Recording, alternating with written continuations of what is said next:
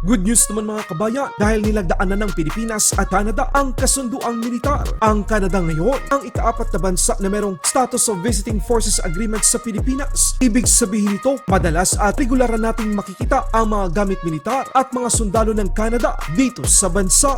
And we look forward to hitting the ground running and making this agreement a reality. We do. Thank you, sir.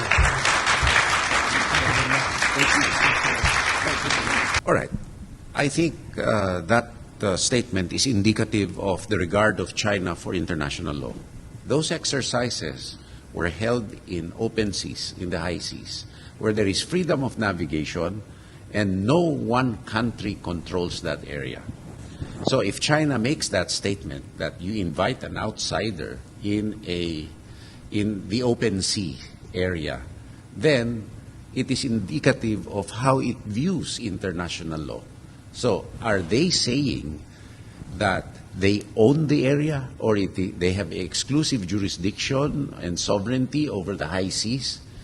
Are they saying that? If they say that, then you have your answer, how they regard it. Sa ibang balita naman, kinumpirma naman ng United States Naval Institute sa kanilang fleet tracker monitoring ang lokasyon ng NIMITZ Carrier Strike Group na kung saan ang mga ito ay nasa Bajo De Masinloc o Scarborough Shoal. Sa ibang balita naman, US Secretary of War Pet Hegseth, inisa-isa ang kawalang respeto at kawalan ng paggalang ng China sa mga karatig bansa nito. Sa harap ng maraming mga ministro ng depensa at matataas na miyembro ng militar ng Asean, nilampaso ng Amerikang iligal na pagdeklara ng China ng nature reserve sa Bajo De Masinloc o Scarborough Shoal, pag-water cannon ng mga barko ng China, pagbangga ng mga barko ng China sa mga barko ng Pilipinas, ang mga illegal na pag-aangkin ng China sa mga isla at bahura sa West Philippine Sea, isang patuna na kinikilala ng Amerika ang mga karapatan at nasasakupan ng Pilipinas sa West Philippine Sea na illegal at pilit sinasakop ng China sa ating mga Pilipino. But it's also important this afternoon that we turn again to maritime security. And I welcome all of your perspectives, you live it, on the threats we all face from China's aggression and coercive actions in the South China Sea and elsewhere. But first I'd like to offer a few thoughts that frame our discussion. When I was with many of you at the Shangri-La dialogue, I noted in my remarks that China's behavior toward its neighbors and the world is a wake-up call, which it is. Shared examples of intimidation, harassment, and illegal activities occurring within your sovereign waters and across the South China Sea. Unfortunately, in the months since then, China's destabilizing actions have only increased. You've seen it, the world has seen it, it's on videotape. Some of you have been on the active and receiving end of it. Ramming and blasting water cannons at ships and baselessly claiming that there's trespassing going on. Unlawfully claiming jurisdiction over waters that are not theirs to claim. Attempting to regulate and limit peaceful military actions by other nations. Even the location of the 80mm plus maritime exercise scheduled for next year. And we recently saw Beijing's unjustifiable claim of Scarborough Reef as a, quote, nature reserve. Again, you don't put platforms on nature reserves. And yet another attempt to coerce you and advance territorial and maritime claims in the South China Sea at your expense.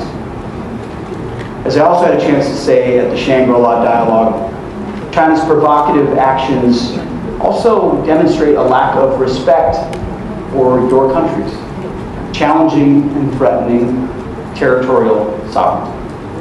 China's sweeping territorial and maritime claims in the South China Sea fly in the face of their commitments to resolve disputes peacefully. And I will say I welcome the dialogue. Obviously, both our presidents, President Trump and Chairman Xi, have had, both myself and Dong Jun here. The opportunity to talk is something we value, and we will continue. Dialogue is important. But inside that dialogue, we are most importantly watching actions very closely. We seek peace, we do not seek conflict, but we must ensure that China is not seeking to dominate you or anybody else. As ASEAN members, we would urge that this group continue to work toward that code of conduct in the South China Sea. remembering that a code without the ability to back it up with action can just be empty words. So to act, we need to develop our joint capabilities to respond. And this includes being able to monitor maritime conduct and develop the tools that allow us to respond quickly to actions that threaten sovereignty.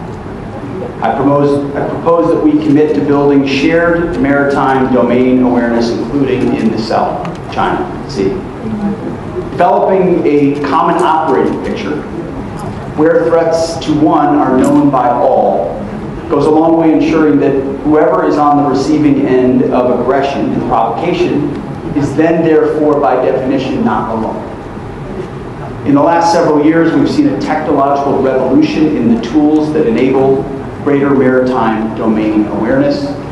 No one can innovate and scale like the United States of America, and we're eager to share those capabilities with allies and partners. Unmanned aircraft and surface and undersea vessels are supplementing and sometimes replacing ships and planes for this task. These and other technological advances are creating remarkable operational impacts at lower cost and risk, your forces and our forces.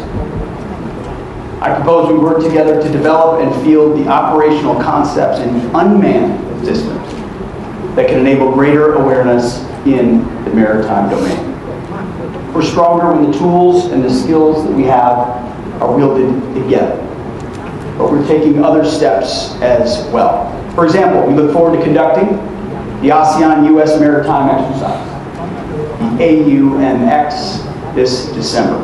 And we're grateful to our Indonesian partners for co-hosting it with us. This exercise will allow us to increase interoperability and practice implementing principles such as freedom of navigation, basic right to all sovereign nations. Minister Collins and fellow ministers, thank you for allowing us the platform and the opportunity here with this group to further the discussion. We're interested in hearing everyone's perspectives. I think it's important that this region hears from the United States, from President Trump, from myself. Yes, we are pursuing peace through strength. The compass we have is oriented on common sense, and we are implementing America First, but America First does not mean America alone. It means with our allies and partners, able to uphold stability, security, freedom of navigation, and ultimately peace. President Trump seeks peace. We are the strength department of peace through strength, as are you and your militaries. The more we work together, the more we exercise together and operate together, the more stability and peace we will achieve. Thank you for this moment. Thank you for being such a great host. Laban Pinas.